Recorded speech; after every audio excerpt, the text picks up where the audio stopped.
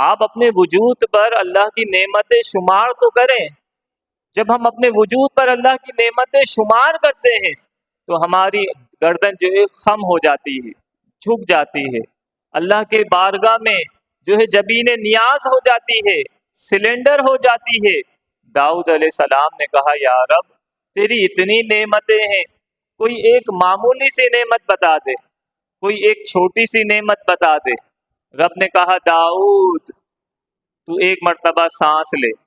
داؤد علیہ السلام نے سانس لیا تو کہا اب اس سانس کو باہر نکال. جب یہ سانس باہر نکلتا ہے تو رب فرماتا ہے داؤد یہ ہماری سب سے کم نعمت ہے. یعنی یہ سانس کی مالا ہے جو ٹوٹنے والی ہے.